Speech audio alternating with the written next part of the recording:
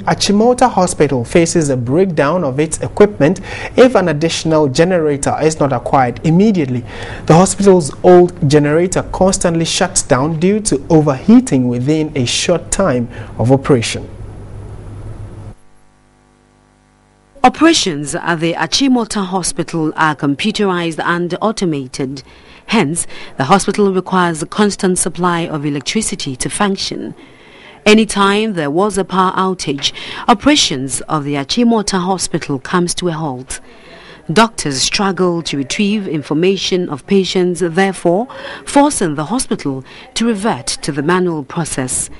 Patients would have to go to the records department and other units of the hospital for information. Currently, the hospital depends on these two generators in times of power outage. But the administrator of the hospital, Antidani Insobila, says the energy from the two put together is not enough for the hospital.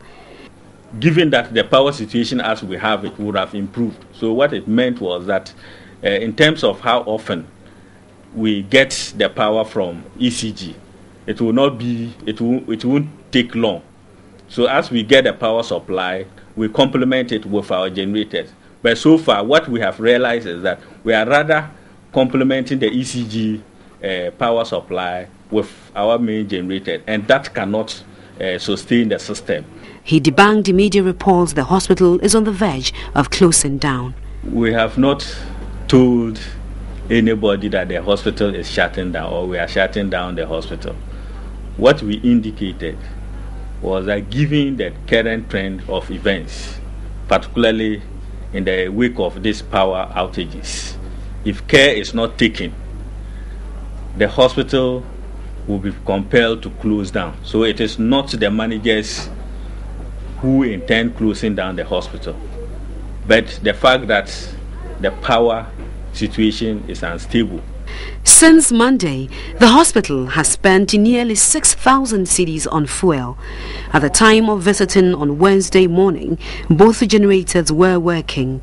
Authorities at the hospital claim efforts to get ECG to put the hospital on a different line have fallen on deaf ears.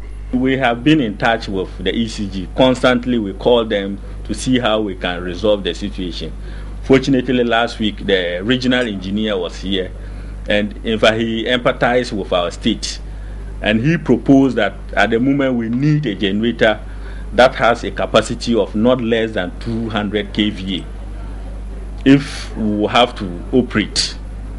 Security remains a major threat to both staff and patients since the hospital is located in a bush.